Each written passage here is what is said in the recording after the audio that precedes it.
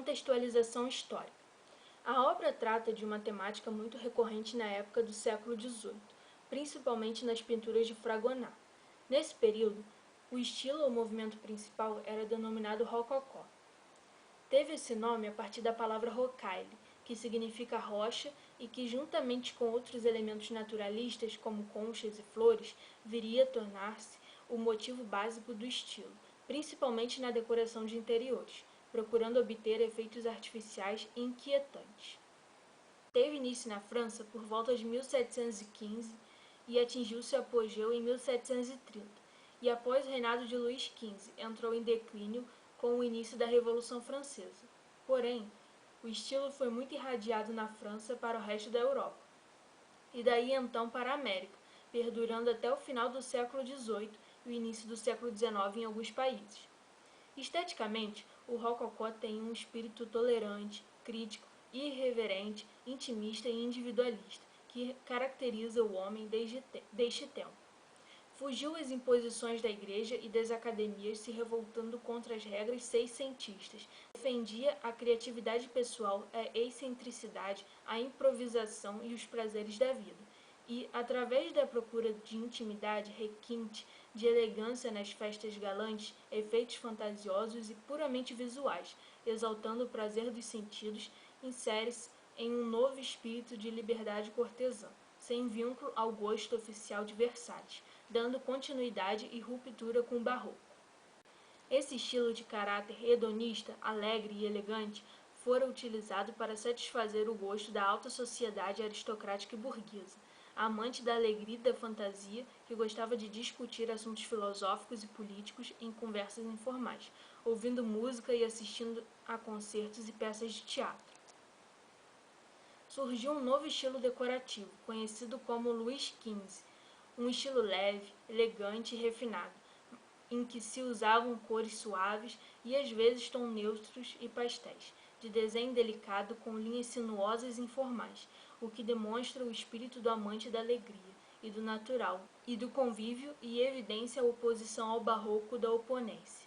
No rococó, houve uma grande valorização das artes decorativas, essencialmente interiores como mobiliário, ourivesaria, tapeçaria, ferraria e cerâmica. Arquitetura. Na arquitetura civil rococó, notamos um desenho exterior simples e a utilização de elementos decorativos barrocos, porém utilizados com uma maior liberdade e sensualidade. As fachadas são mais alinhadas, são utilizados ângulos retos e suavizados por curvas. Os elementos decorativos clássicos, tais quais os frontões e colunas, foram banidos.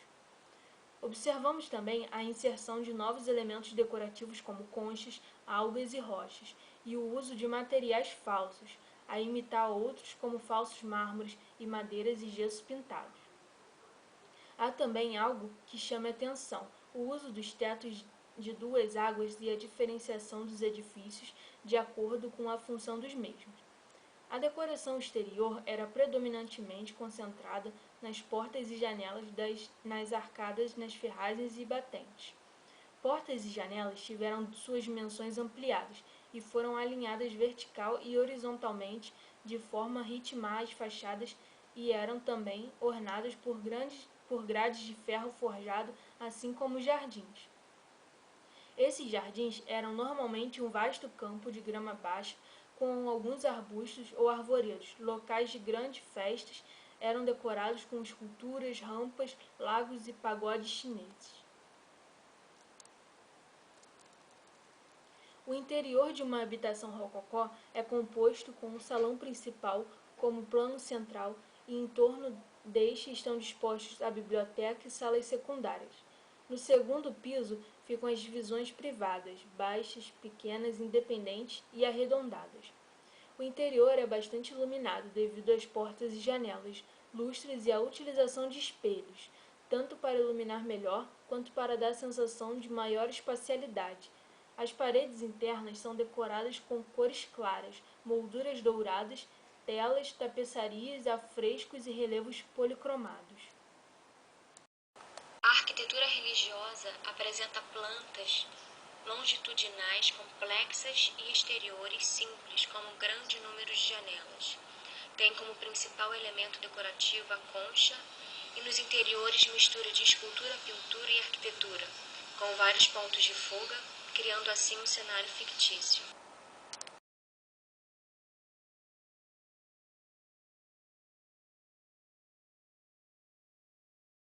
A escultura rococó traz novos cânones estéticos. As linhas curvas e as contracurvas do barroco continuam, tornando-se mais delineadas e fluidas, organizadas em formas sinuosas.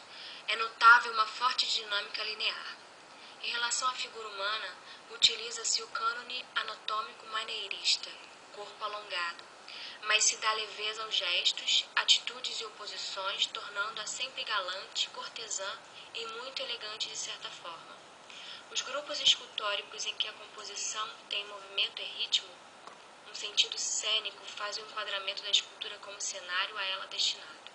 Privilegia-se a escultura ornamental em vez da escultura independente, e novos gêneros escultóricos são desenvolvidos como a escultura decorativa, como parte integrante da arquitetura, com motivos naturalistas, e a estatuária de pequeno porte, destinada aos interiores e com funções decorativas ou de entretenimento, onde podem ver novos temas em composições mitológicas, alegóricas e até eróticas.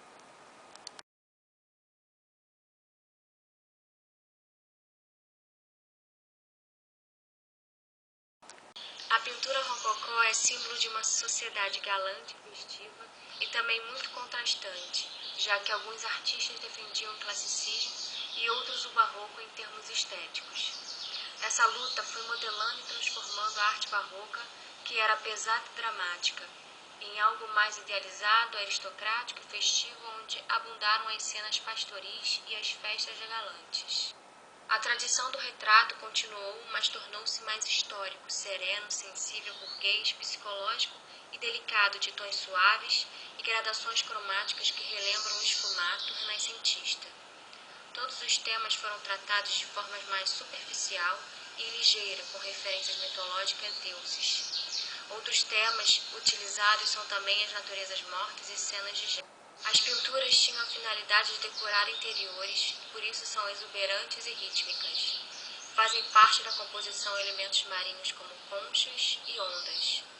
A paleta é essencialmente formada por branco, azuis e vermelhos, comumente em tons leves e fluidos, de forma a parecer uma imagem mais etérea.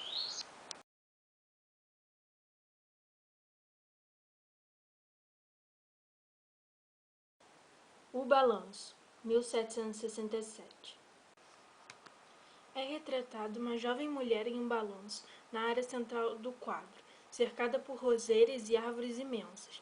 Ao fundo, um homem à balança e mais à frente um outro homem, um voyeur, camuflado entre os arbustos, a observa. Na pintura, é enfatizado o momento em que o balanço atinge o seu ponto mais alto, permitindo que o homem que se esconde vislumbre o que está por baixo das vestes da moça.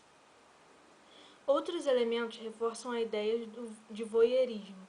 Os dois cupidos posicionados acima de um golfinho, um dos quais está olhando para ela.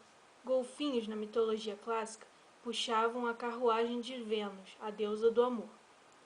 A origem do quadro é mencionada no diário francês Collet, onde consta o caso do pintor Doyen, que teria sido abordado por um barão para pintar a Madame, sua amante, num balanço empurrado por um bispo, no qual o barão deveria ser retratado de tal modo que pudesse ver as pernas da moça. Doyen, contudo, recusou o trabalho e encaminhou-lhe para Fragonard, considerando na época que o querubim da pintura erótica. Fragonard aceitou o trabalho, mas limitou-se a retratar um leigo ao invés do bispo. O jardim da pintura é como os jardins do palácio do século XVIII, com as esculturas decorativas e pelo próprio tratamento da folhagem, como um padrão decorativo extremamente detalhado. A vegetação é mostrada quase que como uma praga. Pode ser interpretada como uma representação da paixão avassaladora do casal, reforçada pela presença de cupidos esculpidos no jardim em questão, ou ainda a fertilidade. A composição dos elementos principais, a mulher e os dois homens, formam um triângulo reforçado pelo gesto do homem à esquerda e pelas cordas que impulsionam o balanço. Esse triângulo se encontra centralizado no quadro, porém o desenho, altamente dinâmico, não deixa a cena monótona ou sem movimento. O que vibra na parte superior do quadro com as linhas acidentadas da árvore, tal qual um raio vindo do céu. A tendência de luz é no sentido descendente, da esquerda para a direita, e, em contraste com as áreas mais escuras ao fundo, acaba por determinar uma forte diagonal no quadro, que é essencial à leitura da obra, pois, a partir do movimento da perna da moça e do sapato que sai de seu pé, é ainda reforçada por essa diagonal, nos mostrando um movimento de oposição entre as direções de luz e da perna.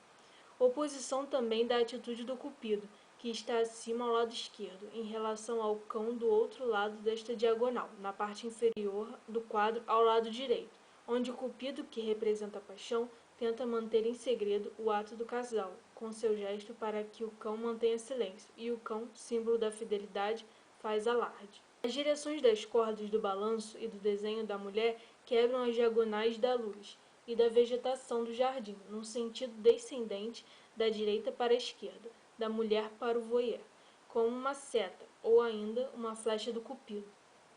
A paleta bem característica do rococó é reduzida e trabalhada com tons de muitos azuis e verdes, alguns pontos de notas de amarelo e magnificamente o tom vermelho, complementar das maiores áreas do quadro, fazendo a mulher o foco central do quadro, através de um contraste violento de complementares e de valor, sem perder todo o ritmo compositivo.